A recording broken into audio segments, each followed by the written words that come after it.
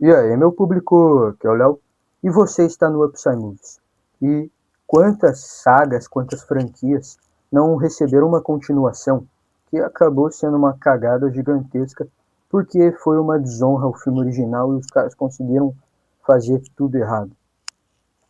A maioria das franquias acaba acontecendo isso em algum ponto, de ter uma sequência estupidamente ruim, ofensivamente ruim. Mas, em alguns casos, na verdade bastantes casos até, ao longo dos filmes, dos cinemas, tiveram continuações que conseguiram não só ser tão boas quanto, mas superar a obra original. E no vídeo de hoje a gente veio ver justamente isso, quando a continuação melhor do que o original. Mas se você que está me assistindo gosta de filmes, séries, referências geek, listas, teorias e de uma opinião muito sincera de um apresentador muito carismático, eu convido você a se inscrever nesse canal, que a gente está com uma meta de bater 100 inscritos até o final desse mês. E estamos quase conseguindo. Então, eu conto com vocês. Vamos lá! Batman Cavaleiro das Trevas. Não é segredo para ninguém que eu sou muito clubista quando o assunto é Batman. Vocês podem perceber isso ao longo dos vídeos, como eu já falei algumas vezes aqui no canal. E o Batman é o meu herói favorito, e eu comecei a conhecer melhor o personagem justamente quando eu comecei a assistir aquela trilogia do Nolan, aquela trilogia que para mim é intocável e eu amo muito esses filmes. Batman Begins é um filmaço absurdo, e em Batman Cavaleiro das Trevas conseguiram pegar tudo que deu certo no Batman Begins e fazer melhor. Tanto a introdução do Coringa do Heath Ledger, que rouba a cena, e é uma das melhores atuações que eu já vi. As cenas de ação, principalmente aquela do caminhão, cara, é muito foda aquela cena do caminhão tombando. A introdução do Harvey Dent como Cavaleiro Branco de Gotham, como ele vai se transformando posteriormente no Duas Caras, também é uma coisa muito bem feita aqui nesse filme, que me agrada muito. E toda a maneira como a história é contada. Esse filme conseguiu ser o melhor exemplo de como fazer uma continuação decente e de como contar uma história do melhor herói de toda a história. Pois é, esse filme é sensacional. Cara, a trilha sonora também do Hans Zimmer é maravilhosa. E aquele monólogo, aquele final com o comissário Gordon dizendo um protetor cuidadoso, um guardião silencioso, um cavaleiro das trevas. Chega a arrepiar. Esse filme, cada vez que você reassiste ele, ele melhora. Agora, saindo das ruas sombrias de Gotham City, indo para Nova York, o Homem-Aranha.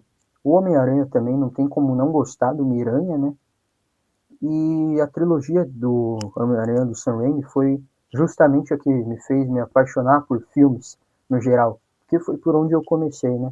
O primeiro filme também é um clássico, talvez tenha sido o filme do Sam Raimi que eu mais assisti, foi justamente o primeiro, porém o melhor ali é o Homem-Aranha 2, que da mesma forma que o fez a trilogia do Nolan anos depois, conseguiu melhorar tudo que o primeiro filme fez de uma maneira absolutamente impecável.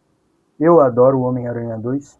Homem-Aranha 2 introduz o Dr. Octopus, tem toda aquela trama e conta até uma história mais madura do Homem-Aranha não conseguindo conciliar trabalho, estudos e com a vida de seu Homem-Aranha e como isso afeta ele ao ponto dele perder os poderes, além de ter aquela cena maravilhosa, que é a melhor cena de toda a trilogia, que é o Peter salvando o trem. Esse filme é um filmaço e é o melhor filme do Miranha. Talvez o meu favorito ainda seja o No Way Home, que é um filme massa velho, é um filme cheio de fanservice, mas esse é a história mais bem escrita, é mais bem contada do Teioso nos cinemas. Agora indo para outra coisa que eu também sou muito clubista quando se trata de Senhor dos Anéis. Eu adoro o Senhor dos Anéis, eu gosto muito da, desses filmes, né, da obra do Tolkien, e o filme A Sociedade do Anel não é segredo para ninguém, que é um filme espetacular, uma obra-prima, um filme magnífico, cheio de cenas memoráveis, como o Gandalf falando "Você não vai passar" para o Balrog. Incrível, simplesmente incrível. Mas para mim, As Duas Torres conseguiu superar e o Retorno do Rei superou As Duas Torres. Então, tipo, vai crescendo ali. mas são 3 filmes perfeitos. Mas justamente nas Duas Torres que a gente tem a introdução do Gollum, que é um personagem que eu odeio, sinto aversão pelo Gollum, mas é um dos personagens mais bem escritos dessa história e a melhor atuação dessa trilogia é no segundo filme, que tem a introdução do Faramir, que é um dos meus personagens favoritos de toda essa grande saga, e que tem a Batalha no Abismo de Helm, que, meu amigo, se você não se arrepiou com aquilo, você não tem coração, porque é incrível. Agora, saindo de Senhor dos Anéis e indo para as galáxias de Star Wars, a gente tem Star Wars. E Star Wars revolucionou o cinema lá em 1977 com o primeiro filme Uma Nova Esperança.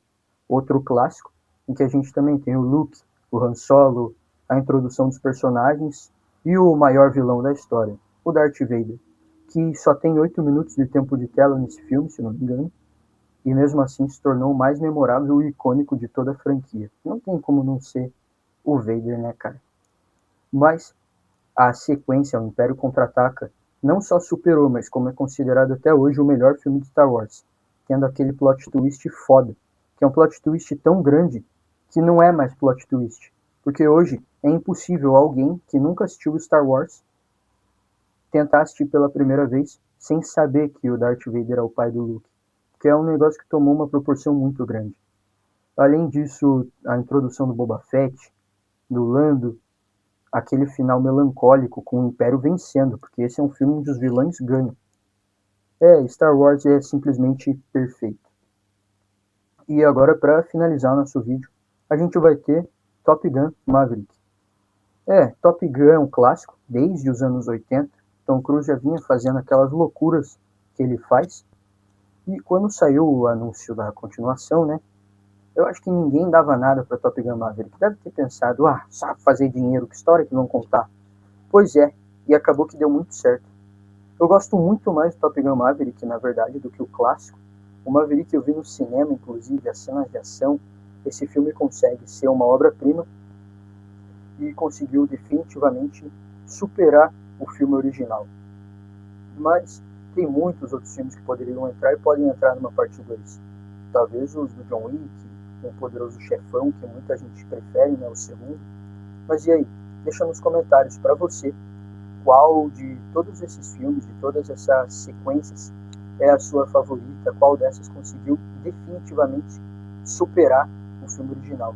Não se esqueça de se inscrever, deixar o like e ativar o sininho para continuar recebendo os vídeos do seu apresentador favorito.